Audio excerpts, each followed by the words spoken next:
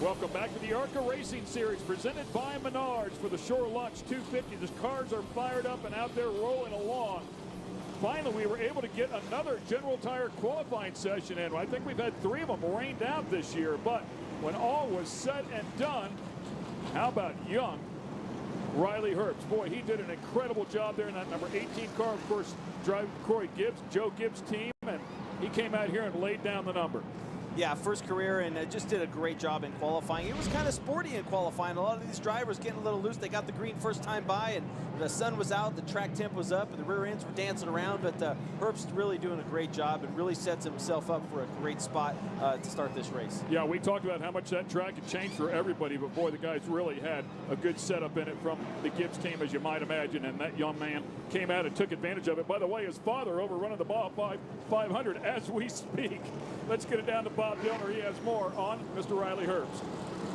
Riley Herbst is an 18-year-old kid running Elko Speedway for the first time on the pole. He's going to set the pace. Well, I spoke to his crew chief, Shannon Rush, and what he told me is Riley is a very aggressive race car driver, and sometimes he needs to put his bit in his mouth to slow him down a little bit. He told him before this race, be patient, save the car to the end. We have a car that can win this race, but sometimes you have to put the bit in the horse's mouth.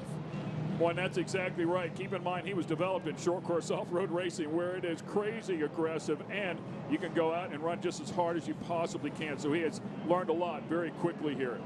Let's show you how they're going to start here. As we talked about, Riley Herbst will be on the pole. He'll be lined up here alongside Brett Holmes here in our ARCA Shore Lunch 250 starting grid.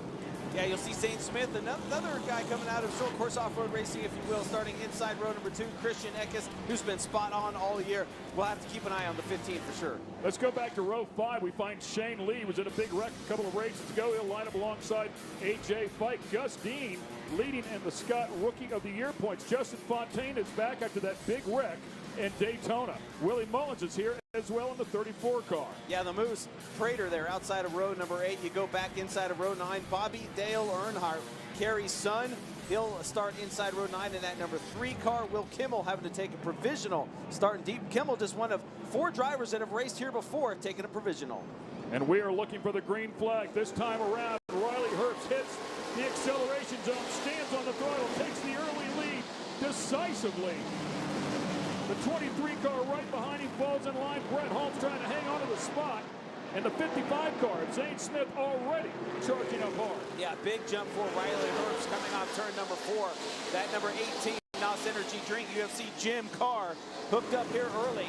Holmes running in second. Great battle for that 3rd spot right now. You can see side by side between the 55 and the 15. Yeah, 2 deep back there for 3rd place. As you were talking about, Riley Herbst, who turned 18 years old 6 days after Daytona. So he missed the Daytona race. He wasn't allowed to run because he was only 17. But since then, boy, he has come charging back, doing a great job, and currently 3rd in those Scott Rookie points. Christian Eckes in the 15, still back there battling with Zane Smith in the 55. That is for the 3rd position. You can see them back there as Herbst already catching the tail end of this field here on lap number 5. Yeah, that did not take long, and we knew that was going to happen. That's all part of the short track racing. You pick up those lappers very, very quickly. In fact, it looks like the 06 of Mark Demir is actually going to pull down and off the track. There is Smith in the 55, Christian Eckes there in the 15, Dalton Sargent in the 77. Sargent for Cunningham Motorsports, of course, Venturini Motorsports for Zane Smith there in the 55. You've got Nick Galopoulos along with Bobby Dale Earnhardt already getting lapped as well. And you see some of those are the steel body cars down on the bottom. These new composite cars with the ARCA Elmore 396 inside of them, they are extremely good handling cars, and you see that pay off when you come to these short tracks for sure. Yeah, a lot more cost effective for these teams if they have a problem. This composite car is certainly the wave of the future. Yeah, we talked to a couple of crew chiefs, a couple of team owners as well, and they said you can really build one of these ready to race. Now, no spares, but you can build one ready to race for less than $80,000. That's a lot of money. I get it for us everyday guys, but in terms of racing, that is a very reasonable number.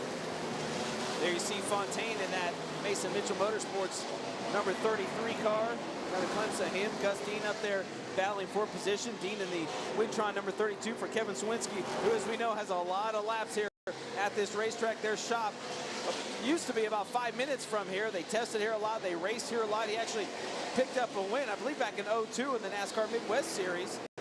So they have a lot of laps here. And Gus Dean said, I'm kind of leaning on Kevin to help me get around this racetrack. Yeah, Gus Dean got off to a rough start, too. 27th at Daytona. Then bounced back and at Nashville, had a little bit better run, even though he had a track bar issue. But then at Salem, had a great run, finished second, finished sixth at Talladega, seventh at Toledo, and was able to scratch his way back up into the lead for those Scott rookie points. And let's get it out of Bob Dillner. He has more on Christian Eckes.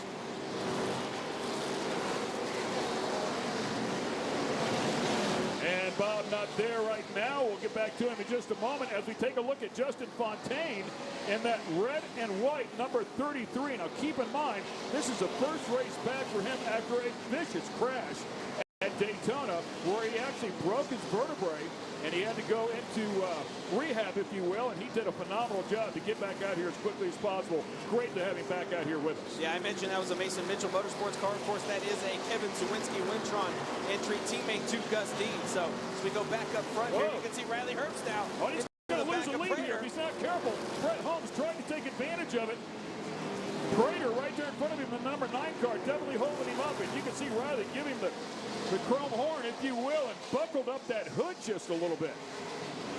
Brett Holmes really reeling in the leader. Christian Eckes right behind him. Zane Smith still running in that 4th position, but right now a 3-car battle for the lead. Here comes Eckes taking a peek to the inside of Brett Holmes, and he may have him down in turn number 1. Trying to push him up and see if he can get a run. We talked, as you mentioned before, to Kevin Sawinski, who's had so many laps here. He said, you can run the outside group. He said, the outside group just might develop and come in here. He said, and you can run side by side. You see that a little bit, but it looks like Eckes has the better of the 2 cars as it stands right now. Yeah, Christian Eckes, 4th start of 2017, 1 top 5, 3 top 10s. Best run was at Nashville, where he finished 3rd in his debut. Yeah, but those finishes, even though that's a good one, the finishes aren't indicative of how good and how fast that car has been. We saw him go to the front, have issues, come to the back, go to the front again a couple times in the same race. We saw him at Salem, charge up to the front, led for so many laps, and then he had an issue with the right rear tire right at the very end. It broke one of the belts broke, and so he had to come in and change tires one more time. So it was just a moment that he had a race that was kind of off the beaten path, but he was able to salvage it and stay in there. Now pounding on the back bumper there of our leader, Riley Herbst. Yeah, Christian Eckes got into him just a little bit, letting him know, hey, man, I'm here. Maybe I'm a little bit quicker. I think Herbst is going to hug that white line and say, all right, if you're going to pass me, you're going to have to go to the outside. But right there coming out turn 2, it looks like Herbst's car a little tight, pushing up out to the outside part of the racetrack. So that is a place where we could see Eckes make a move. We've talked about Christian Eckes. He is definitely on the short list of somebody in general conversation. If you have to pick a winner, he is certainly a young man who you'd have to say has a shot at winning every time he comes out here. He's been so fast. Of course, New York bus sales on the side of that Toyota for Venturini Motorsports. Christian Eckes, Bill Venturini, the owner, Jeff McClure, the crew chief. So he's got a lot of experience in that car.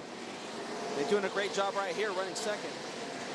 Oh, we actually heard a story that they cover this place in dirt a little bit later on in the year, so this asphalt does not live through the brutal winter exposed. So the racetrack itself is absolutely beautiful here, and as you can see, very wide, very, very racy. Well, this is pretty much what we thought, catching lap traffic very quickly. The leaders are going to have to worry about who's ever behind them trying to get by him, as well as the slower traffic, and they're making it exciting for sure. Great racing as we have kicked off nearly 30 laps here at the start of the Shore Launch 250. Stay with us. There's a look at your top 5. We'll be right back.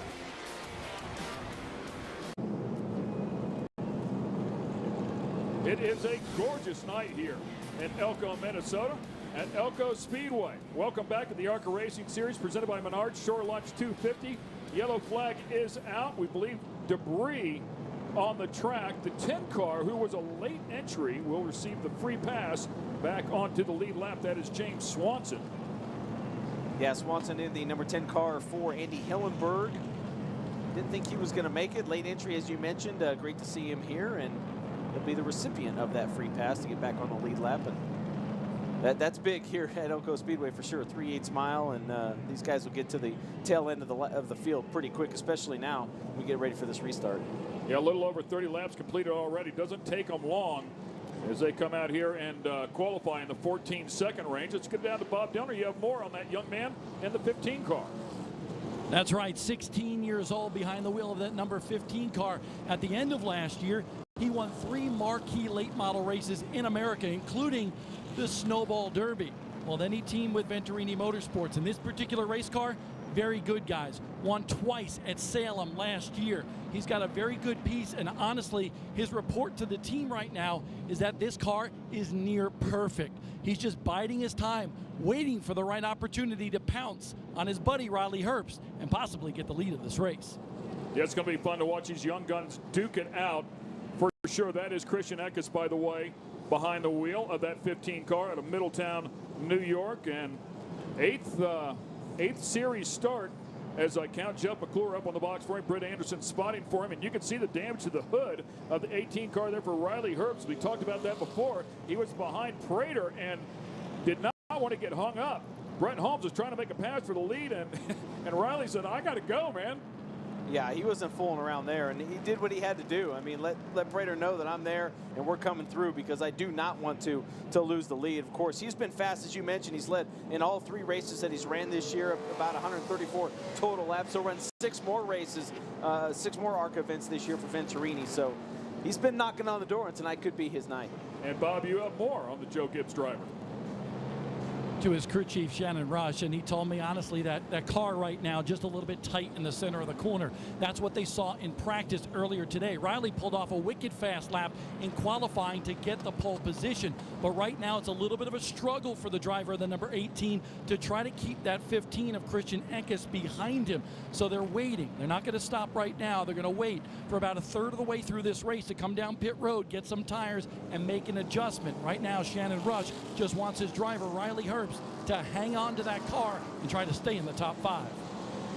Yeah, there's a look at Shannon Rush, his crew chief, and yeah, a little early right now to come in, unless you have a major problem where your car is just not handling all to come in and get tires. But these crew chiefs will try and break it down in thirds. You know, they'll want to see a caution or around 80, 160, and then close to the end. So they want to get their tires, get their 4 fresh General tires closer to the end of the race, and try and get to the front. Looking for this restart. Christian Eckes will pull up on the outside. He'll have a shot at it here on that front row alongside Riley Herbst, our race leader. Ducking down there, taking a look to 55. That is Zane Smith. Good start there by Riley. Able to hang on to the position, and he's going to clear it. Yeah, and a pretty good start for Christian Eckes there. Just not enough to remain alongside Riley Herbst. But I think he might have lifted a little bit coming on turn 2 just to get back in line on that low part of the racetrack. Zane Smith down there. Austin Terrio now in the 4th position as he battles with Dalton Sargent. Yeah, and I'm sure that is something that both the crew chief and the spotter are telling Christian Eckes, hey, man, you've got a great car here. Let's just be patient. We've got a long ways to go. You don't have to use it up. Don't use the tires up. Don't use the front end up by running into the back beam. Just hold the spot. We'll get there. Yeah, Riley Herbst pulling away about a car length, almost 2 car lengths right now on Christian Eckes down the front straightaway. Car driving very good. As we mentioned, and you heard it from Bob there, complaining of being a little tight. We saw him coming off turn 2, a little bit tight, but you could see still a little sun down there in turns 1 and 2 as it sets here in Minnesota. So this track will change a little bit as the track temp goes down. It should tighten up. Cole Anderson told us earlier tonight that it should tighten up a little bit as we move through the night. I get a kick out of these 2 kids, both Riley Herbst and Zane Smith in that 55 car. Keep in mind that Zane's father, Mike, is a team manager for Riley's father, Troy, and the terrible Herbst team, their desert team, which, by the way, as we mentioned before at the top of the show, they are running the Baja 500 as we speak right now. But it seems like those two kids are almost beside each other. They both have great talent. They've been racing with each other since they were old enough to race anything, starting off in short course off-road and a very aggressive form of sprint racing. They come out here. Riley qualifies number 1. Where's Zane? Number 3 there, right back behind him. And we got to tell you, the difference between first and second in qualifying to Brett Holmes, Riley to Brett Holmes, was 0.02 of a second. It was close. Yeah, speaking of Brett Holmes, he has fallen back to the 6th position, now right behind the 77 of Dalton Sargent. So that car not handling as good as it did in qualifying here in the early stages of this race. Teams racing around the 48 of Brad Smith, as they all clear him there through turns 1 and 2. Yeah, and a quick little note there about Brad Smith's owner. In 2013, at age 79, James Hilton, the owner of the 48 car, started 20th here, finished 19th in 2012. He also started 26th and finished 20th. He also started at Kansas that year and is the oldest in series. He's also the oldest NASCAR person to start at age 76.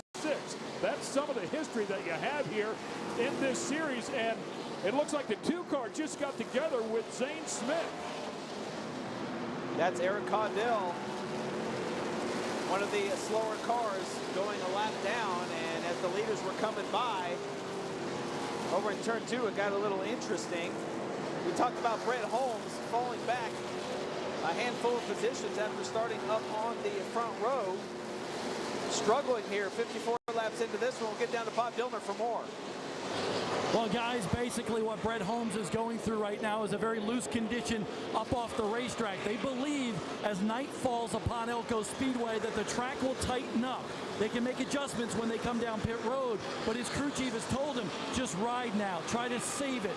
Nurse it to the first caution where we can come down pit road in the time that we need to divide this race up into third. So right now, a very loose race car for Brett Holmes. Yeah, I agree, Bob, and this track is going to change drastically, and that's the beauty of the experience in these crew chiefs that's inside of this series that have experience in the Truck Series or Xfinity or in Cup, and they can anticipate what these tracks are going to do. Yeah, and of course, on the box for Brett Holmes, his veteran NASCAR crew chief Brian Barry's worked with Brendan Gaughan, Regan Smith, Kenny Wallace, Justin Lofton, just to name a few. So he certainly has the experience, and that 23 car has been pretty good all day here today. Just fighting a little loose condition right now, and they'll be able to get it back up to the front. Yeah, if you can get ahead of it, that's great. You hate to have to chase the racetrack, but more times than not, that's exactly what happens. As long as you can get there, you're going to have a shot at it. Guys are going at it. Good shot there of that 23 car for sure.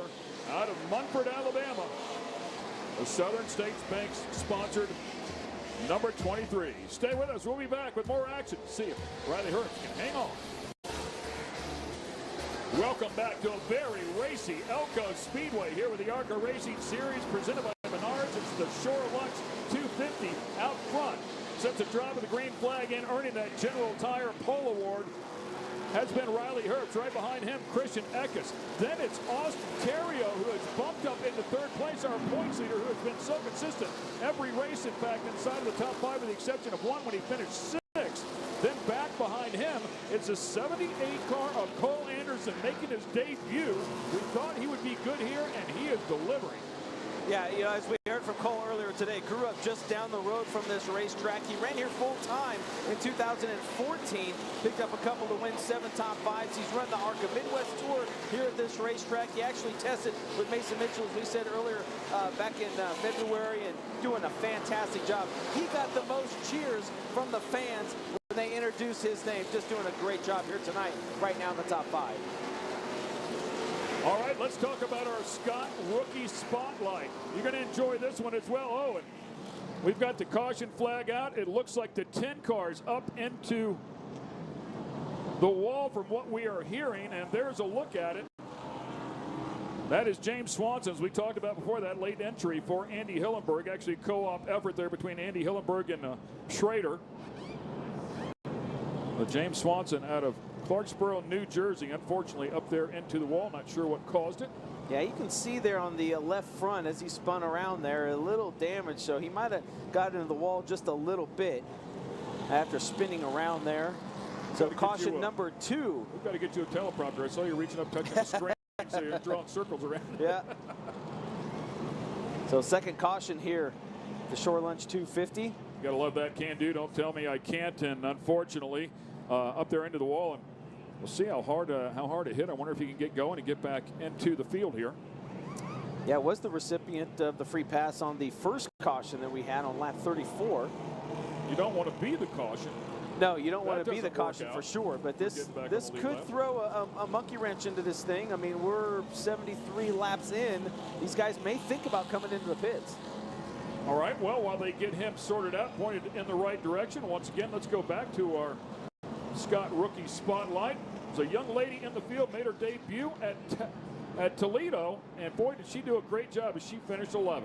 Yeah, Natalie Decker out of Eagle River, Wisconsin is our Scott Rookie Spotlight. Right now in the top 10, she's run here in super late models before. She's watched a lot of races here. She'll run a total of 4 races this year for Venturini. It was going to be 3, including tonight, Toledo, Pocono, and Road America. So great to have her behind the wheel, doing a great job tonight for Venturini in the 25. Let's go to Bob. Riley Herbst brings that 18 machine onto pit road. It'll be 2 tires this stop, 2 tires and a chassis adjustment for Riley Herbst. But this car is actually getting just a little bit better for the 18 team. They're off pit road. Now over the air hose, you can see that for Christian Eckes, and looks like they will be okay. Now this is all part of short track racing here. This pit road starts off, you enter in turn 3, and the positions start almost immediately in the middle of turn 3 and 4. You can see the retaining wall that separates the track from pit road, but then it wraps all the way around to turn number 2, and you've got to be able to get into your box and then keep the car aimed out so you don't get snookered, if you will. You don't want to have to push the car backwards to get going once again, and as you can see there, very tight confines. So a handful of drivers making pits there, and I'm assuming a lot of them, you know, just taking the 2 tires, and so far it's kind of fallen into what a lot of crew chiefs were hoping for, that first pit stop around lap 80, and that's what we have here. So there's James Swanson. We saw him limp his way into the pits, smoking a little bit. I'm guessing that was tire rub there from the left front. So we're getting things sorted back out. That, by the way, is your brand new leader. Dalton Sargent is out front. We'll find out how he does when we come back. We're about 80 laps into the Shore Lunch 250, and we just had some pit stops, a restart about to happen here. We also had a lead change as well because of that. Dalton Sargent, now our leader, did not pit. The number 18 on the outside, Riley Herbst, has been leading the entire race, did take on 2 tires. And he's going to run the outside with him. And look at those, just 2 tires on the outside, and he's able to go right around the outside of Dalton Sargent. Yeah, you can see Cole Anderson now stuck back there behind Sargent in that 4th position as Terrio goes to the outside there. The Ken Trader Racing 52 Federated Auto Parts Entry. 2 cautions here and the first 80 laps, so it looks like this is really a great place to go racing, as you might imagine. But in terms of caution flags, just not that many for a 3/8-mile racetrack. These guys really in a dogfight out here. So taking 2 now, trying to save those 4 for later on, could really pay huge dividends for Riley Herbst. There's Anderson in that 78, looking to the outside there of Dalton Sargent. He will make that pass stick there in turn number 1, so he will move up 1 spot into 5th. And that is the difference between 4 or even 2 new General tires and tires with 80 laps on them. It's a huge difference. And that's where the strategy comes into play. These guys, whether they take 2 early, take 4 early, don't catch any cautions. I mean, it's a roll of the dice. Let's get it down to Bob. Well, I just spoke to Dalton Sargent's team, and basically what they told me is they think they're okay. Chad Bryant, the crew chief, remember, he won the Sioux Chief Short Track Challenge last year as the crew chief, and he believes that he wants his tires later on in this race. So they figure, with a little bit of a loose race car, that if they can ride somewhere in the top 10 right now and then take 2 and 4 tires later on, they may be better off than the entire field. Well, that's a good guy to have working with you for sure. And Dylan Sargent currently leading in that Sioux Chiefs Short Track Challenge points. And right now about to get passed by the young lady, Natalie Decker, doing a great job there in the 25 car. They talked about Chad Bryant, of course. He knows what he's doing, a three-time Cometic Crew Chief of the Year. As we said, different strategies are playing right now. Guys are thinking on how we can make this thing work and get to the front in the later stages of this race. But yeah, Natalie Decker is doing a tremendous job there, racing her way back up into the top 10 in that 25 for Venturini Motorsports. Yeah, became the first female racer to ever score a podium finish in the ARCA Midwest Tour, finishing third at Norway, Michigan in 2016 last year. And she's been getting some help from Frank Kimmel as well. Said he's been a huge help along the way. 2013, she was also the ARCA Midwest Tour Rookie of the Year, finishing third in championship points. Bob? And honestly, Natalie Decker just a little bit nervous. She had some butterflies coming into this race. Her crew chief, Dave Liner, telling me she did a great job at Toledo. 11th place finish on the lead lap. But today, even with that experience that she has here, it's been a totally different ball game for her because these heavy stock cars are so much different than a late model.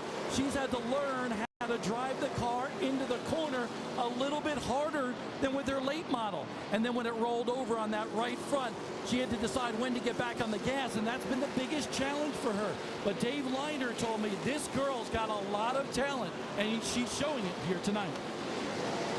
Yeah, we talked to a number of the teams out here, as you might imagine, figure out how you get around here. And they said as the tires will wear down a little bit, they've got to use more brake, but you don't really you don't carry the brake into the turn. They pretty much stab the brake going in and then let the car roll through. So it is a finesse. I mean, and it is a true art. It takes a little bit of time to have that feel.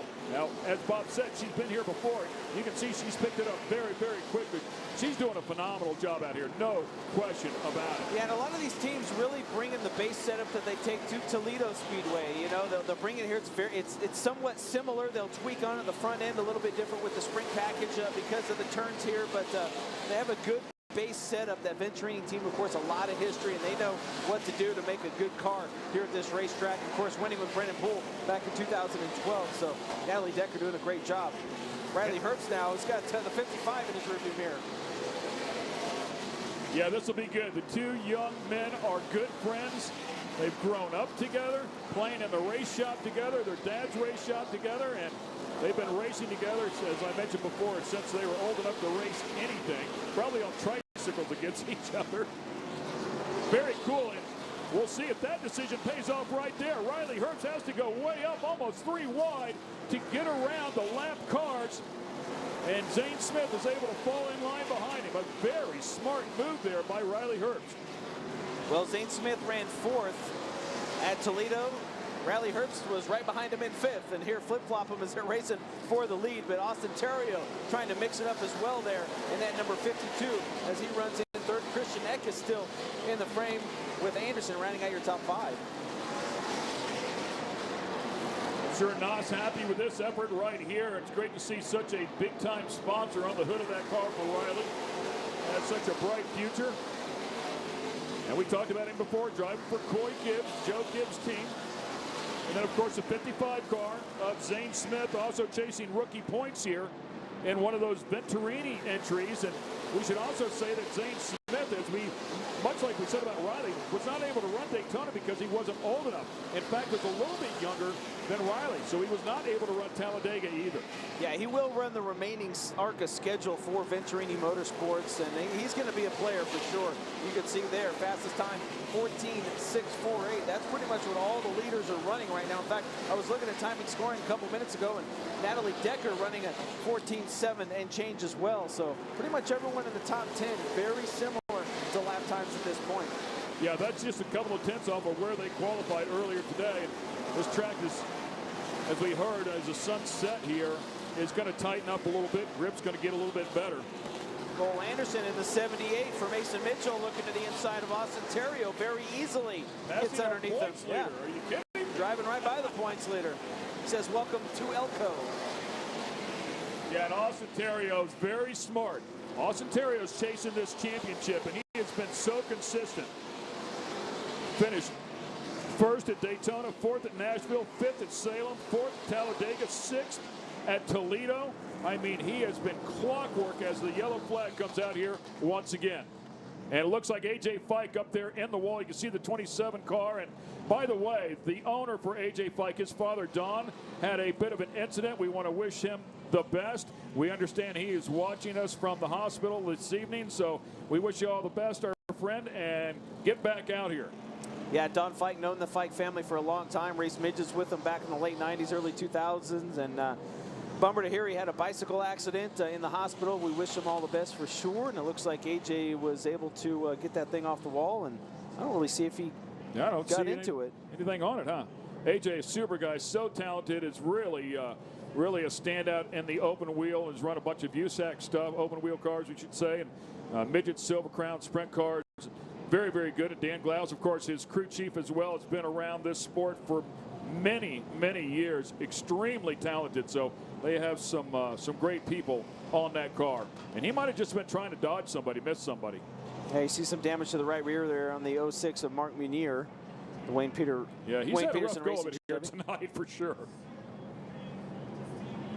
So third caution here at Elko Speedway. It comes at lap 107, and this could be a good opportunity for Dalton Sargent to make his way into pit lane to get some tires. We see there he is right there, did not coming in that time, so he's going to stay out. Well, the strategies are in full effect here. The chess game is on to try and win the Shore Lunch 250. CashNet USA is Elko Speedway for the Shore Lunch 250, fourth round of the Sioux Chief Short Track Challenge. And by the way, we had a chance to meet the wonderful people from Shore Lunch a little bit earlier today. Make sure you check it out. They have some wonderful breading products, some wonderful soups that are going to all be purchased at Menards. Incredibly good stuff. In fact, we saw Bob Dillner enjoying a little bit of that soup earlier today. Yes, it was very good. We appreciate those folks sponsoring this race, but want to talk about the 77 of Dalton Sargent. His crew chief, Chad Bryan, wearing out the pair of sneakers, trying to figure out his strategy here. He got himself into a little bit of a pickle because he didn't pit, so he said, let's stay out and still save those tires for later in the race. So there you go. They are waiting as long as they possibly can. Of course, we're just a little over 100 laps in here. And Riley Herbst, once again, back on point, and Zane trying to make a run on him here. Yeah, Christian Eckes there in the 15 right behind Zane Smith's 55, followed by Terrio. Cole Anderson rounding out your top five, but right now Riley Herbst still in command of this one. Doing a great job, that car turning very well through the corners. The entire track shaded now as the sun continues to set. Zane Smith looks like he can turn a little bit better coming off the corner, but still just not enough to get a good run and make a move on Herbst for the lead. Love it, man. A couple of 18-year-olds, a 16-year-old, all leading this field, and they are extremely talented. And then it's our points leader, Austin Terrio, in fourth place. And a rookie, Cole Anderson, making his ARCA debut right here at his home racetrack. Another teenager, right? Yeah, 19 years old. Just doing a phenomenal job, and right now finds himself in the top five. You know, it's really a smart move to come to a track where you have a lot of experience, you're very comfortable, you have your family around you, and then you hop inside of a new car and you come out here and just do what you've been doing. And that's exactly what Cole Anderson has going here tonight. There's a look at Cole Anderson once again, that 78 car owned by Mason Mitchell. And Mason Mitchell, by the way, up on top, spotting for him here tonight. And let's get it down to Bob. Here's what's really interesting with Cole Anderson. They put all their eggs in this basket. His only ARCA race of the year. He's only got 5 more late model races scheduled for the remainder of the year. He is a talent, and he wants to get noticed. When he heard that they were coming to his home track and it was going to be live on MAP TV, he said, I need to be here. And that's why he's putting forth this effort here tonight. Now, the car just in front of him, Austin Terrio, our point leader, that car is very, very good. I just spoke to his crew chief, Donnie Richardson, and he says other than the car being a little bit snug in the center of the corner, right now, Austin Terrio is just riding And Austin told me earlier in the day that this track is so similar to Beech Ridge Motor Speedway up in his home state of Maine that he loves this place already. He's always good there. Yeah, you know, Austin Theriault is very smart, and he can third, fourth, and fifth on the place to death here all year long. He is that good. That car is that good. And when Dalton Sargent struggled at Talladega, finishing 27th, he got caught up in that wreck there. That really opened up the door for those guys to do a little bit of points racing, if you will, even though it's early here in the season. Is that a pass for the lead right there? And no, Zane Smith, my apologies, Zane Smith out front in the 55 car, and Eckes able to get around Herbst there to take over second. Yeah, Herbst falling back a little bit. Looks like the rear end's dancing around on the 18. Now Theriault will get by. Here comes Cole Anderson as well, trying to sneak by Riley Herbst, and it looks like he will be able to make it work as well. So something has happened to Riley's car, of course. Now we know he took tires, but they wouldn't fall off like that. He took right sides, but they wouldn't fall off like that. Something has happened. See Gus Dean right behind him there in that 32 car. He runs in 6th, trying to get by Riley Herbst.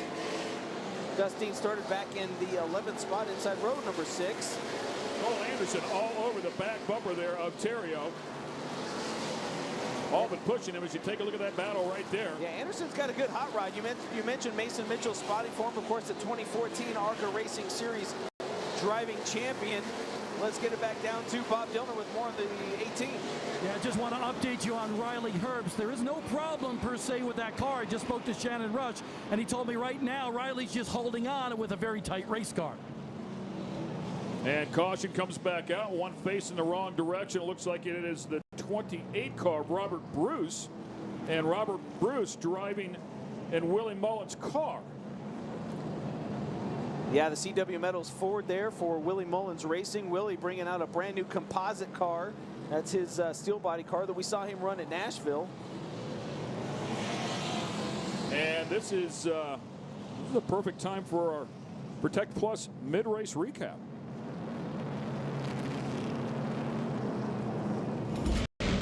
Let's show you how things went down here from the beginning. It was Riley Herbst in that number 18 car. He got off to a great start with Brett Holmes in second. Yeah, Brett Holmes looked pretty good early, and then he kind of fell back just a handful of positions. But really, to this point, with the exception of right before this caution, it has been all Riley Herbst. He had a little damage there getting into the back of another car, Thomas Prater. But still, that 18 is a bad fast here tonight at Elko. Yeah, he got into the side of Eric Cadell there, and Cadell went up and kind of took out Zane Smith to some degree, if you will. Zane lost a couple of spots. They came back and had another restart. This time, Dalton Sargent, the 77 car, was leading. But, again, Zane, with fresh right side tires, was able to take the point. Yeah, the 77 did not pit. They elected to stay out on the racetrack, and he fell back a little bit. You see Natalie Decker there driving by in the 25, and then the race got fun to watch here up front as they were, again, working the lap traffic, getting around Brad Smith there in that number 48. But Riley Herbst, they're having issues in turn number 1. Zane Smith able to just squeeze right through there. And there's a look at Riley Herbst coming in, and looks like they are taking on all 4 tires. So a big change there. Try and flatten that hood out just a little bit. Good thing they're not on a big speedway here. That damage would be significant. Bob? O'Reilly Herbst just suffering through a very tight race car, guys. And they made an air pressure adjustment, but that's all they made on that pit stop. They believe maybe the 4 tires will help him out a little bit. Now remember, we're going to have to watch that number 18 car because he's got 4 fresh skins, and he'll be coming from the rear of the field with basically nobody else in sight. And 115 laps he's going to have to put on those tires as well. By the way, the Protect Plus mid-race recap, it was brought to you by Protect Plus, the official licensee of DuPont Water and Air Filtration. So 4 cautions to this point, total of 32 laps, 4 different race leaders, and just 1 car out of this year's Shore Lunch 250. Great to be back here at Elko Speedway. A couple years off, as we talked about, going back to 2012, 13, 14, and just everyone here has been so gracious, so happy to see us back here, and just a great racy little racetrack. And I didn't know this, and they said this was one of the last remaining pavement tracks here that is still open Rumor in the has state it of is Minnesota. the only one in the state of Minnesota. So, you know, another little side fact. We talked a moment ago about James Hilton running this race. There's actually more owners here tonight that have run here previously than there are drivers. Yeah. James Hilton, Daryl Basham, Kenny Schrader, who finished 5th here a couple of times and qualified on the pole. Mason Mitchell, Wayne Peterson, they have all competed here. Of course, as we talked about before, Frank Kimmel as well, who's spotting tonight, picked up a win here. So pretty cool to see that that some of the owners have been out here getting it done just a couple of years ago. You can see bottom of your screen, that is Willie Mullins in the 34. He came into the pits as well as a handful of other teams. Robert Bruce bringing out the most recent caution. Teammate to Willie Mullins there. Beautiful facility here, by the way. They have a drive-in just behind us, which is pretty cool. And a bit of a nightclub back behind us as well. Hope we don't get stuck there later on. There is Big Willie, as they call him there, in that 34. A little slow on the right rear, getting 2 fresh General tires there. It looks like they will change 4 on that number 34 car. Brand new composite car. He never raced an ARCA short track prior to Nashville. Finished in the 17th position at Nashville Fairgrounds Speedway. And has a really good guy on the box for him, Andy Belmont, crew chiefing for that car. So a lot of experience on the box there for Willie Mullins. Coming back around 97 here, no tires might be an interesting tidbit to give to the booth. Not from me, you. And we are starting here once again. Zane Smith hanging on to the point right here. And caution coming out, trouble over in turns 1 and 2. Natalie Decker involved, Brad Smith involved. Oh, and Natalie Decker, unfortunately, sideways on that one. Looks like maybe the car is okay. See the right side. She's checking it out there as well. Hopefully did not flat spot the tires. Yeah, she was around 10th or 11th. Here's another look. Now she restarted there about 6th. Did she get down there? Did she just get down there on the grass and catch the splitter? Or did she get a little bit of help? Looked like she was getting a little bit loose. Maybe she stood on the throttle and it just turned it sideways a bit. Probably got help there, finished her off, but that's a tough break for Decker. I mean, she had a good run, and I mean, it's still over 100 laps to go in this thing, and she can very easily race that thing back up into the front.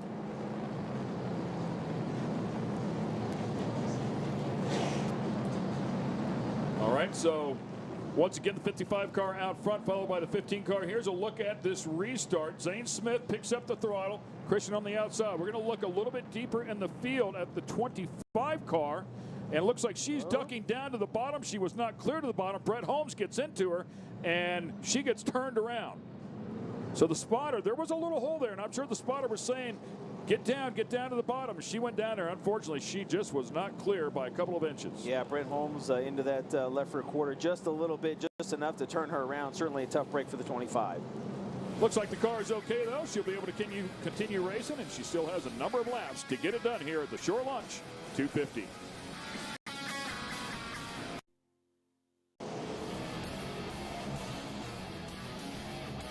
You are watching the ARCA Racing Series presented by Menards Shore Launch 250 here at Elko Speedway in Elko, Minnesota. The sun has set, lights are on. 145 laps in the books. And young Zane Smith in the number 55 car is leading them back to the stripe. Here we go.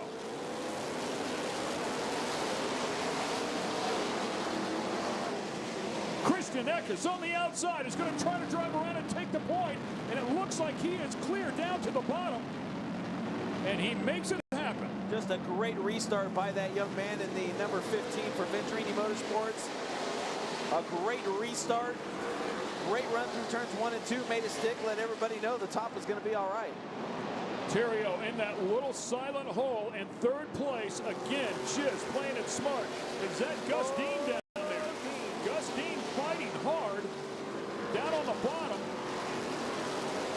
He's up there in the top 5. Yeah, that's Cole Anderson. He was rubbing there on the. Cole Anderson doesn't want to give it up. Cole Anderson's going to hang on to the spot for now, but Gus Dean looks like he's ready to use that front bumper. And Gus Dean with representatives here from Gree, super nice people. Of course, the air conditioning people with great products and some brand new products coming out later on this year as well, including some very well-performing mini-split air conditioner and heating units. With the 78 car able to hang on to the spot right now. Let's get it down to Bob Dillner. And Ken, honestly, Gus Dean has been pretty hot over the course of the last 3 races, all top 10 finishes, including that second place run there at Salem. This car today has been pretty evil for Gus Dean. But honestly, as we get cooler temperatures at night, guess what? It's coming to him. He actually has a little bit too much gear that they put in this car, and he wasn't able to put down the throttle earlier in the day. Well, now it's kind of turning full circle, and that car is really coming to life. Well, and that goes full circle back to what we said. The owners that have so much experience and can anticipate what this track is going to do. Well, his owner is Kevin Sawinski. Kevin Sawinski, a former ASA champ. Kevin Sawinski, whose race shop was 6 miles away from here, has a bunch of laps around here. Ironically enough, only 1 win, but he knows what this place is going to do. Yeah, he said they used to bring the old ASA car here just to test. Every Thursday they had to test and tune and was able to just come here and run laps. So a lot of experience in that team. And Gus Dean, as Bob mentioned, has been pretty spot on as of late. Great finish at Salem, coming home second after that early race incident and going a lap down. They raced their way back up. He's gone from 6th to 4th in the points, leads the Scott Rookie of the Year points, and right now he's sitting pretty good. Yeah, no question. Of course, we constantly talk about him. It is well worth mentioning. Only his second ARCA race. He won the General Tire 200 at Talladega and had another strong showing at Talladega this year, finishing 6th. We had a chance to speak with him just a little bit. He said, yeah, man, it's just one of those deals. He said, it looked like the outside line was going to make a run, and I jumped up in there, and then all of a sudden it went backwards. I said, hey, that's my luck, man. Watch Brett Holmes and Riley Herbst, number 1 and number 2 qualifiers right there, and they are still nose to tail, although they're not right at the front of the field. Yeah, Holmes right now runs in the 7th spot. Herbst right in front of him in 6th as they battle for that position. Herbst on the back bumper of Gus Dean now, getting around Thomas Prater in the number 9. Well, it looks like Herbst got a little better car there. It sticks a nose down. Sticks a nose down there underneath Gus Dean and tries to pick up this spot. Now Riley Herbst not afraid to put that nose down there if he thinks he has a little bit better run. Gus Dean giving up that position, so Herbst now moves into the 5th spot. And you talked about Gus Dean leading the Scott Rookie Challenge. Well, let's talk about all of them. How about Gus Dean first, Brett Holmes second, Riley Herbst third. So all the rookies that are battling for that Scott Rookie of the Year honors, which has a nice payday at the end of the season, are all right there, nose to tail. See Brett Holmes back there right behind Gus Dean in that number 23 car. By the way, the rules on that deal are the best 15 races. Yeah, you take your best 15, so you never really know how it's going to shake out until we get at least 15 races in the books for sure. But all those guys are going to be there right to the end. That's what gives some of these kids a chance that weren't old enough to go out and run, say, at Talladega or Daytona earlier in the year. Looks like Brett Holmes is slowly reeling in the 32 of Gus Dean. Rear end coming out just a little bit. Looked a little loose the last time around, that 32 car coming off the corner. It's real easy to make these cars loose at this racetrack because you're not on the throttle very long. So if you stab that throttle coming off the corner, it may appear as if the car is loose if that right rear jumps out, but these guys could just blow the wheels off this thing really at any time they want. Yeah, we mentioned it a couple times. 700 horsepower is what these things make. The ARCA Ilmor 396 is an incredibly good engine. Very consistent, very durable, and it makes great power, very controllable power. Fuel-injected power plant as well. So it's an incredibly good engine, and they put it inside of this new composite chassis. Boy, they've got quite a race car. Yeah, 500 foot-pounds of torque at about 7,500 RPM. So it's certainly a good power plant, cost-effective. Really kind of like a plug-and-play for these teams. They'll get the engine, they just bolt it right in, and they can get a lot of laps, a lot of miles out of these engines, and not just short track miles, road course miles, super speedway miles. They can run this engine pretty much anywhere on the schedule. Yeah, they can take the guesswork out of it. I mean, it's fuel pumps up to the engine. I mean, a little bit of everything there. And Fike racing hard. That 27 car, and Shane Lee just ahead of him there in that 22 car. The Cunningham entry, and Shane Lee, unfortunately, in a nasty crash just a race ago. Yeah, Fikester working his way back up into the top 10. See Willie Mullins there in that number 34, splitting those guys a lap down. Shane Lee in that 22 car. Woo! 34 car there moving around. Willie Mullins really lighting up the tires there. Yeah, and remember, Shane Lee's third in the points. 3 top 5s, 3 top 10s, coming off that, as you mentioned, horrible crash at Toledo. He was third to kick off the year at Daytona. Yeah, he was just in the wrong place at the wrong time. I mean, he just ended up on the outside of a 3 wide and pushed right into the wall. And boy, it was a big hit. We were talking to people from Cunningham who said there was absolutely nothing left of that car that was usable except for the dashboard. Bob. Want it. Shane Lee trying to survive in the top 10, and I spoke to him before the race, and he said, man, I've had such a tough time here. We cannot dial in this race car. A lot of teams actually went to the Hickory Motor Speedway in North Carolina to test because they thought Hickory was very similar to Elko. Well, you would have thought if Hickory was similar to Elko that Shane Lee would have a great race here today because he's won almost 20 times at that famed speedway in Newton, North Carolina. But so far it's been tight, loose, all over the map for Shane Lee. Yeah, Lee told us they went down there to test, really looking for forward drive. The Ken Schrader team went down there as well with Terrio and just trying to get more forward drive coming off the corner. And right now he sits in the top 10, but it just doesn't look like, as Bob mentioned, they have that drive off the corner and can really contend for a win. Laps are winding down as well. If they're going to make a change and make a run at it, they've got to do it quickly. Stick with us. There's a look at your top 5, and we'll be right back to Elko in just a moment. Saturday night, short track racing at its best, and you're watching it right there as they split Natalie Decker, who is working her way back up through the pack. ARCA Racing Series is what you're watching, presented by Menards, the Shore Launch 250, and boy, it has been on all night long. Let's get it back down to Bob Diller. Hey, Bob, here's the way things are shaking out here. This strategy is playing out. The 77 car needs a yellow flag. If he doesn't get one, he's in trouble. But if he does get one, boy, he could charge right up to the front. Yeah, he's in the lucky dog position right now, Ken, but sometimes when you gamble, it pays off. Sometimes when you do, it doesn't. What Chad Bryant, his crew chief, told me was he wanted to stop for 4 tires when everybody else stopped for 4 late in the race. And then he was going to stop about 25 laps later and put on 2 tires. But the problem is we're under 75 laps to go. The strategy can certainly still pay off, but after all, that's why they call it a gamble. Yeah, sometimes you just got to take a shot at it, and there's no question he was holding on. And we've seen it happen a couple times this year where you take tires really late like this, and then they come sailing up through the field. So he needs a break right here. He needs a yellow flag to make all this happen. Of course, that free pass would put him back on the lead lap. Then he can take tires. Yeah, right now he runs in 10th, the first car 1 lap down. Natalie Decker right behind him in 11th. AJ Fike has worked his way back up into the 9th position after that caution flag. You know, something else to think about, too, is if he does get that free pass, it doesn't leave him much time to come in and make a pit. They kind of make you pay a penalty. You almost have to stay out there on the track to maintain that lead lap status once they give it back to you, because they give it to you very late. Yeah, the lead lap cars, once they open the pits, the lead lap cars will be the first into the pits, and then you'll have to stay out on the track before you can come in. So it's certainly a strategy that, like, oh! And if you were wondering how long they could hold on, there it is, because he is an extremely talented driver, and unfortunately just could not hang on to that one. Well, he wanted a caution, but he didn't want to be the caution. He did not want to be it for sure. 6th caution of the night.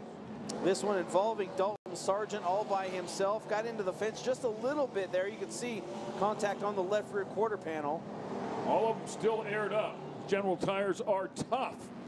Man, he has gone 195 laps on those tires. Think those tires aren't tough, man? They are good. There's another look at it. There's Riley Herbst in the 18.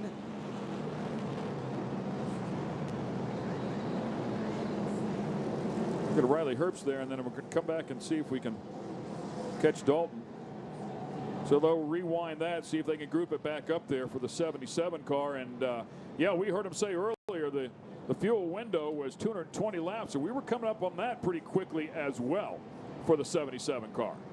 And remember, he comes into this race second in the points, given it's still early in this championship hunt. But with how talented this field is, if you want to have a shot to win this championship, you're going to have to stay in the top 3, top 5 pretty much all year if you want to have a shot to win this deal. And it looks like a lot of big drivers and big name drivers coming into the pits. Let's get it down to Bob Dillner. Bob Dillner. Christian Eck is going to lead the field onto pit road. I just spoke to his crew chief, Jeff McClure, and he said, honestly, this was a lucky break for them because they thought if they didn't get a yellow that this race would belong to Riley Herbst, but this will be a 4-tire stop for the 15 of Christian Eckes. I asked McClure, what has he said? He said, really not much.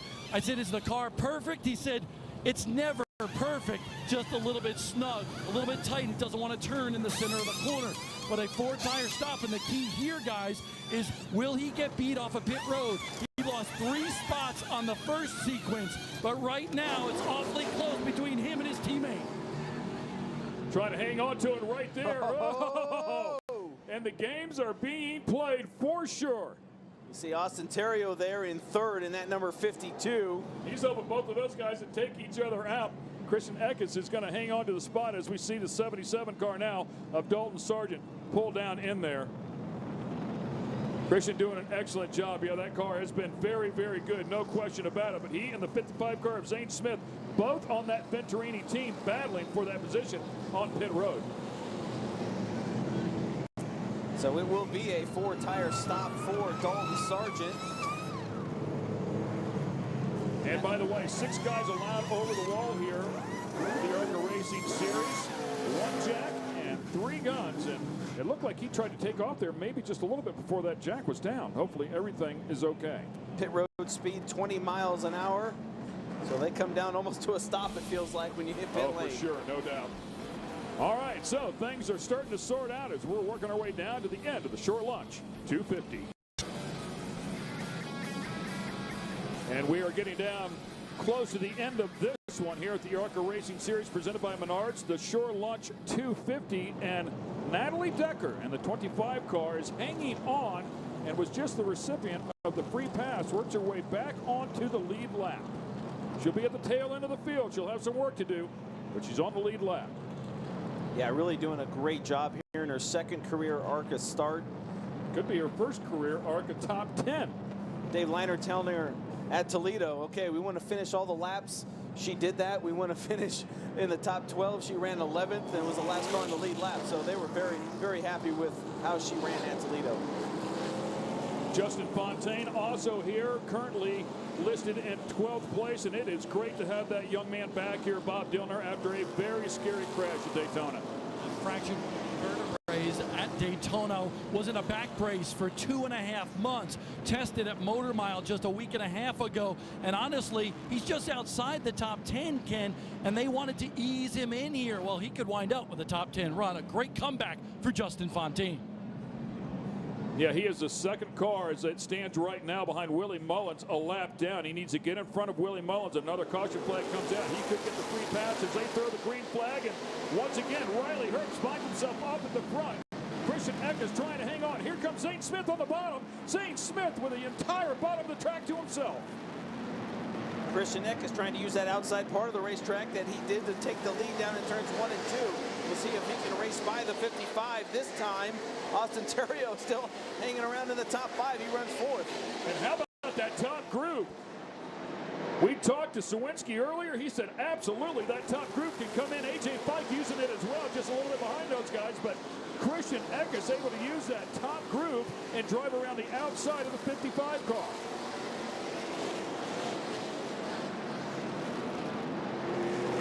Anderson there rounding out your top 5 in that number 78 car, just behind these top 4 cars running nose to tail.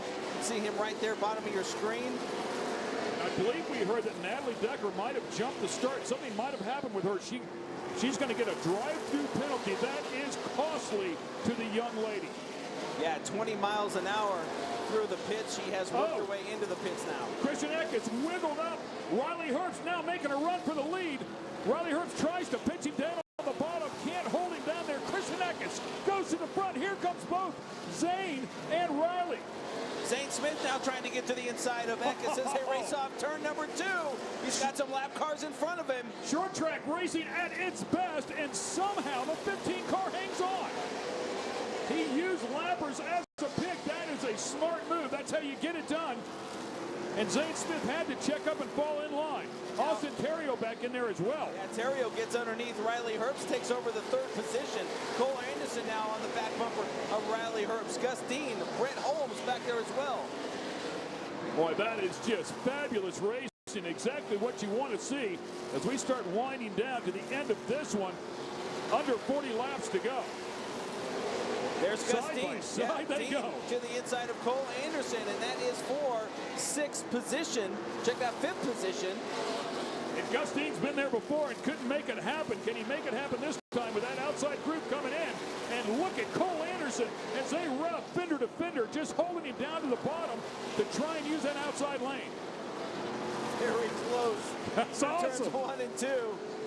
That is Anderson. great racing. Yeah, really getting it done. He knows this track, probably has more laps here than anybody in the field. First time in an ARCA car, but certainly knows how to get around here.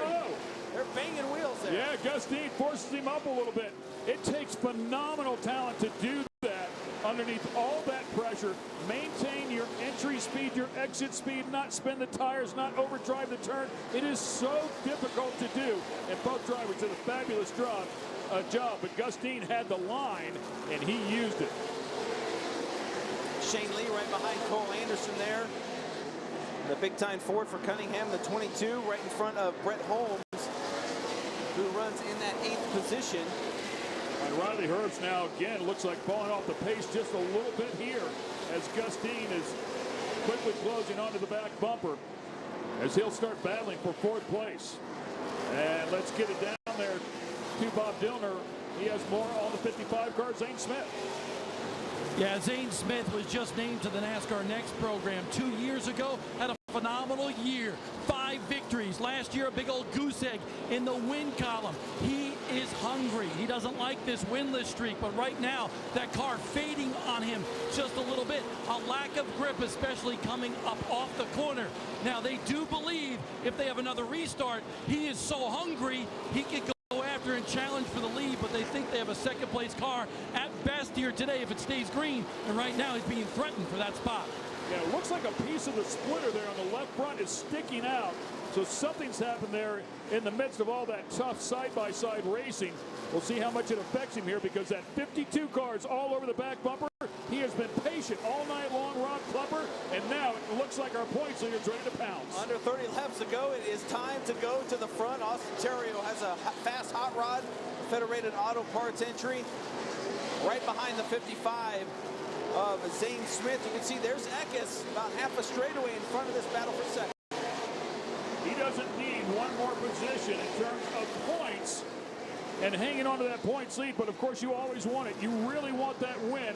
He gets right on the back bumper. Let's find out what he does here. Is he going to try to wiggle him just a little bit? Maybe loosen him up just a little bit? Or is he just going to get a good, clean run off the bottom? I think he's going to have to rattle his cage a little bit to get him to I don't know. There make it is. a mistake. There And there it is. He jumps up just a little bit. Theriault with the move down in turn 1. And I don't think he ever touched him. I just think he put the pressure on him. Yeah, you're going to see Theriault now, once he clears the 55, start to slowly reel in our leader, Christian Eckes. That last lap, Theriault was over 2/10 quicker than Christian Eckes out front. Of course, Eckes working some of the lower traffic. But Theriault's got a good crash, and now caution comes out. Munier in the 06 again. Boy, he has just had a tough go of it since the drop of the green flag. Look, that car is beat up. One of the old steel body cars. Older steel body cars, I should say. Type of cars that they run at the super speedways. Required to run those at Daytona. And unfortunately, Mark out of Kentucky has just had a tough go. I mean, he's been facing the wrong direction a couple times here tonight. Yeah, making his third start here in 2017 for Wayne Peterson Racing, and our 7th caution here in this year's Shore Lunch 250. In the first 3 races here at Elko, we averaged about 6 caution flags, so this is number 7 here tonight. Over 20 starts and drove for Kimmel Racing in the past. Marquez, a veteran of late model racing at Louisville Motor Speedway. So we'll take a quick break here, pay a few bills, and then we'll come right back, see if we can't finish this thing up here at the Shore Lunch 250. Believe in cleaner air. We are getting down to the end of this one here with the ARCA Racing Series presented by Menards. It's the Shore Lunch 250. We're at Elko Speedway. 250 laps, 94 miles of distance. And boy, I'll tell you, the last restart was sporty to say the least. And it's only going to get better here with about 20 to go. It's not going to get any better. How about AJ Fike getting the free pass? Congrats to the 27 car. And again, his father watching on from the hospital. We wish Don Fike the best there. Had a little incident with the bicycle. Stay off the bicycle, my friend. It'll eat you up. As we take a look at the 55 car, we talked about that splitter sticking out, and there's a good look at it right there. And Bob Dillner, you know exactly how that happened. Yeah, I actually saw it happen right in front of me, Ken. Basically, when he and his teammate Christian Eckes were battling to come off a pit road, they got together. We saw it on our MAV TV camera as well. That's where the splitter broke, and because of it, a little bit of a tight condition for the 55. But right now, Venturini Motorsports, they're talking about strategy on this restart. They know that Austin Theriault is going to battle for this lead. Well, they're saying the 15 of Christian Eckes is going to go, and they want the 55 of Zane Smith to fill the hole. So they're wanting to keep the 52 of Theriault on the outside and freight train him on back. We'll find out how all that strategy works out. I'm sure they will talk to young Zane Smith as well. You know, one of those incidents can cost you a lot, especially if they were on a big speedway where that splitter would be even more important. It's important here on this short track. It's very important. But if you have a teammate in front of you, instead of battling on pit road when he already has the position, you got to check up a little bit and let him end there and save your car. You don't want to damage your car. So I'm sure it's a lesson learned here, but that's what this series is great about. Developing these drivers, they will learn from these moments and then carry it on in their careers. 1 to go signal given to the drivers, so we should go green next time around. I do want to mention we saw Riley Herbst back into the pits. He took right side tires, albeit older right side tires, but he did come into the pits. Here's a look at the 18 car sponsored by NOS. Riley Herbst, who was out front pretty much the entire race, a good chunk of the race, we should say. So yeah, he had to come back in and take a couple of scuffs on the right side. Coming back around, looking for the green flag. Christian Eckes stands on the throttle there in the acceleration zone. 16 laps to go. Theriault right beside him there in the 52, trying to fill into the hole where they wanted the 55 to go. It's not going to happen. Austin Theriault, team owner, car owner, Kenny Schrader, who, by the way, finished in the top 10, and the Little 500, just 1 weekend to go. Yes, a 500-lap sprint car race, and Kenny Schrader still getting it done.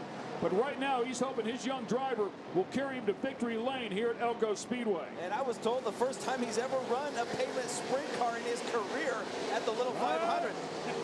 Kenny Schrader ran 5th here twice at Elko Speedway with ARCA, sat on the General Tire pole once. Has some laps here in Austin Theriault. A very good race car right now.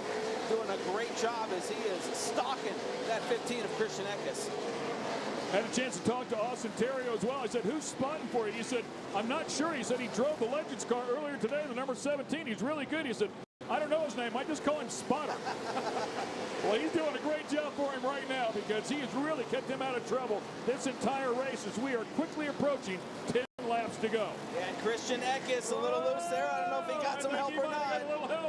Theriault to the inside, and Eckes will remain up front. And if you can get on the back bumper going in, you'll tighten them up and keep them from rotating the car. If you can get on it in the middle off, you'll loosen them up and try to drive underneath them. Right now, they have to deal with lap traffic. Yeah, and Christian Eckes has already proved that car works good on that second groove. So running around the lap traffic, we know that 15 is fast. Is the 52 a little bit better? Do you want to be in second right now when you catch those lap cars? I think he'll be able to drive underneath him cleanly. I really do. But, boy, he's going to have to be patient with 10 laps to go. It is hard to do that. These lappers are really playing a huge role here at the end of this race. They are side by side There right it in front is, of it. but Bobby he's Dale gonna get Earnhardt spins suckered. out. Oh, man. I thought for sure, I mean, he turned to 3 to try and stay in the lead, but I thought for sure that the 3 car of Bobby Dale Earnhardt would certainly collect Theriault, but he did not. I don't know how Theriault stayed out of that one. But wow, caution flag. We're going to have a shootout here, man. Bobby Dale Earnhardt in that number 3 ran at Toledo in his ARCA debut, 29 years old, 4th generation driver, of course, grandson of the late great Dale Earnhardt. He's the son of Kerry Earnhardt, brother Jeffrey in the Monster Energy NASCAR Cup Series, but getting the call to drive the Hickson Construction Chevrolet this weekend here at Elko Speedway, and just one of those wrong place, wrong times, I think, for the 3 car. Yeah, you're exactly right. 2013 ARCA Truck Series Rookie of the Year as well, and of course, in one of those steel body cars there. Yeah, you're right. I mean, just wrong place at the wrong time and way up the track. I mean, you know, the lappers are racing with each other, and he's in that outside groove, and those guys are trying to find a way around. They're not going to go 3 wide. They're going to turn you first, and that's exactly what happened there. Christian Eckes said, man, I got to have a lane here because the dogs are coming after me. 8th caution of the night here, the Shore Lunch 250. 77 of Dalton Sargent receiving the free pass here. Now it's a shootout. So George Eckes, by the way, from what we understand, a ball and nerves, and to be expected. I've been a dad in that situation, but he is up there watching all of this, trying as his son tries to hang on and grab this win. What a moment it would be for the 16-year-old Christian Eckes to grab a win here tonight.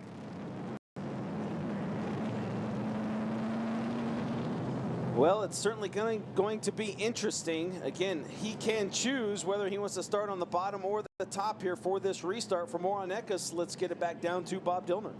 Well, here's what's interesting about Christian Eckes. We all know he's 16 years old. He's got a lot of talent, but he's never been here before, and he only has a handful of starts in the ARCA Racing Series presented by Menards. So how does a kid know how to go this fast that's 16 years old at Elko, a track he's never been to? He's never been to the state of Minnesota. Well, guess what? He went on iRacing, and he figured out and made many laps on iRacing to dial in his car and know the line that he needs to run. That is a great tool. There is no question, and I'm sure it paid dividends as well. He is out here in the front trying to hang on to see if he can capture his first career ARCA Racing Series win. Theriault to the outside. He's going to try to make it happen around the outside. The 52 car pulls up right alongside. The 15 car is not going to let it go easily. Zane Smith back here in the 55. There's the 18 of Riley Herbst trying to go 3 wide here coming off turn 4. Riley Herbst hanging on back behind beside the 55 car, but we go back to the point. Here comes Eckes again. Eckes runs him high up into the 3rd lane. Zane Smith now trying to get to the inside of Austin Theriault. Riley Herbst using an outside line as they go side by side for the 3rd spot. 3 to go, 2 to go this time by. And Theriault with a very smart move to fall in line into 2nd before he lost that spot being so high. Now he's going to have to see if he can get up on that back bumper and loosen him up. Can he get it done and drive underneath him? That might be the move right there. White flag He leads is at out. the stripe with 1 to go. Wow, Austin Theriault, great move. 4-car battle for the lead. Half a lap to go. Oh, Herbst a little bit sideways. Eckes on the back bumper. Theriault tries to loosen him up. He does. He pulls back up beside him. Zane Smith spins out. Theriault wins it. Oh, and a big wreck back behind him involving Zane Smith. Holy smokes, what a wild finish here. An incredible race at Elko Speedway, and the 52 car hangs on by a skin. I mean a bumper. Woo! Wow!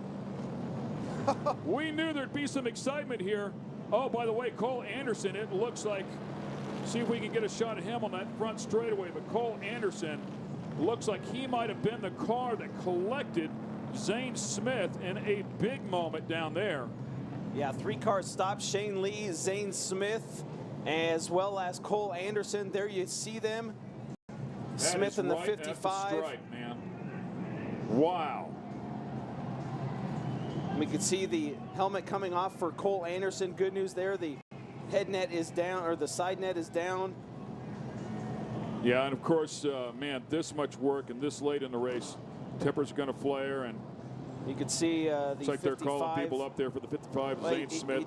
He just took the steering wheel off and set it there, so That's we can great see news. him moving around.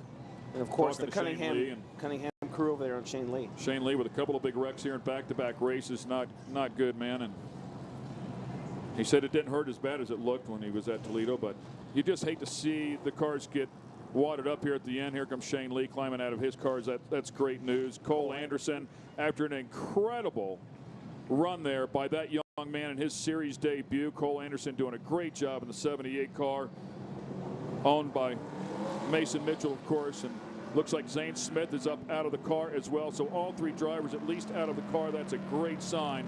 And it has been confirmed that the 52 car of Austin Theriault has earned a win here tonight, and he becomes our first repeat winner of the 2017 season.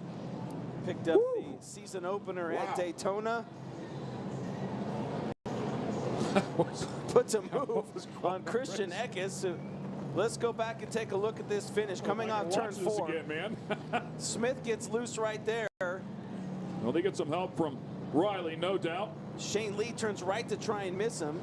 How did Brett Holmes get through there without hitting anyone? I don't know, man. He drove right into the smoke. They just could not see where they were going, trying to miss everybody. And a couple of big hits. I mean, these cars are getting it done around here. But that guy played it absolutely pin perfect here tonight. He was very patient, just rolling around in the top 4, top 5 all night long. With 30 to go, he got after it. That is Zane Smith walking very gingerly there as they help him over there to the ambulance. So we'll take a look at him, and hopefully he'll be okay soon. One more look at it coming off turn 4. Herbst into the back of the 55, where the 55 got loose there. Well, that's two young men that are good friends, and there's going to be some words there. Hit right there. And the dads that have been together in business for so many years, that makes for a very, very tough situation. But of course, first and foremost, we want to make sure that Zane's okay. Yeah, they were all fighting for it. I mean, 4 cars going for the lead there, entering turn number 3. There's Cole Anderson. You can see him pulling off his racing suit there, and good to see that he got out under his own power, and we saw Shane Lee walk away from the car under his own power, as well as Zane Smith. He still had his helmet on. It looked like he might have been holding his left arm there a little bit, but definitely good to see him out under his own power as well. Well, we knew when that caution flag came out with 8 laps to go that this one was going to be crazy at the end, and boy, did it deliver. And those two out front, man, boy, did they put on a show, Christian Eckes and Austin Theriault, no doubt about it. So we'll revisit all that stuff. We're going to take a quick break here, get everything sorted out, help these drivers out just a bit. And when we come back, we'll show you everything one more time. Stay with us right here at Elko Speedway. All said and done, we are back here at the ARCA Racing Series presented by Menards Shore Lunch 250. And Bob Dillner, you were down there with our winner, and he pulled it off by 29 thousandths of a second. Austin Theriault on top of the box. An incredible performance by Austin Theriault out of Maine. He's getting doused here in victory lane. I'm glad it's him and not me. Austin, the big question is, though, did you know you won the race when you crossed the line? I could barely see it. I could see out of the left front window here. Man, this is amazing. There's a lot of people that put me in a position to win here tonight. You know, obviously Ken Schrader, Briggs and Beth Cunningham, Kerry Shear. It's just, it hasn't set in yet because we were running like 4th, 5th throughout the race, and you know, when we came and took 4 General Tires, it just came to life. Really, we made a good adjustment. And that's all you can ask for. You know, you don't always have to win the middle of the race, but you got to win the last lap. And we did it here tonight, but really happy for these guys. I messed up on pit road when we came for 2 tires, but we drove back, and we got another check mark on our list for the winning this year. A definitely passionate driving. Some paint swapping there as well. Take me through that last couple laps. It was rough. You know, I think we were even, but at this level, racing against this generation of drivers, including myself, I mean, it's not like it was back in the day where you give the guy the lift, maybe once or twice, but it was definitely back and forth, and we got some marks on this car, but hey, we got to win, and that's all that matters right now. Christian Eckes did come over and congratulate Austin Theriault. A big win for Austin Theriault, his 3rd win in the ARCA Racing Series, presented by Menards. and his second win here this season, the first repeat winner here this season. Our points leader coming in, certainly our points leader going out. Austin Theriault doing a fabulous job here. Yeah, just a great effort for that entire team here tonight. Like we talked about, he's kind of hanging out in the top 5, top 4. Then he got to the top 3, and when it was go time, that's when he went and put on a heck of a show with the 15 and comes out on top. All right, once again, we'll take a quick break here. We've got to talk to second place because he nearly won this thing. We'll be back in just a moment. Welcome back to Elko Speedway in Minnesota. We just completed the Shore Lunch 250 for the ARCA Racing Series. Christian Eckes, side by side at the line. You finished second. Did you think you might have had it? I wasn't really sure, to be honest with you. We had a really fast number 15 Venturini Toyota. The general tires were really good. They gave us plenty of grip all night. I hate it for my guys. We've led at every single racetrack this year. It's just I haven't been able to put it all together. But, I'm really proud and really thankful for Toyota Racing, New York Bus Sales, all my Venturini guys. And we'll go get them at, what's our next race here? Madison? Madison. Yeah. Absolutely. And we were good at Madison, so I'm really looking forward to that. Christian Eckes, when Bill Venturini, team owner, came over, he said, "Big Bill, I'm sorry. I let that one get away, guys." And, of course, that will be his next race. We'll go to Pocono, but I don't know that he can run at Pocono at 16 years old. So Austin Theriault takes the win here. Christian Eckes, Riley Herbst, Brett Holmes, and Gus Dean round out your top 5. Cole Anderson, unfortunately, in that wreck at the very end as well. Boy, it was just a sketchy finish in the back, but so exciting. Justin Fontaine coming back after that hard crash at Daytona to finish 11th. You see Robert Bruce. Natalie Decker comes home 13th, so 2 top 15 finishes to start her ARCA Racing Series career. The Moose, Thomas Prater back there, and rounds out your field there. Will Kimmel there in 22nd. Also want to give a call to A.J. Fike, races his way back into the top 10. He finished 9th here. Congrats to him. For sure. Well, we knew this 3/8 mile would certainly deliver some excitement, and it did not fail. Boy, oh boy, what a shootout right at the very end of this race. Those last 8 laps were like second to none. It was absolutely incredible. We hope you enjoyed all the great racing action here from Elko Speedway in Elko, Minnesota. For Bob Dillner and Rob Klepper, I'm Ken Stout. Thanks for watching the ARCA Racing Series presented by Menards Shore Lunch 250.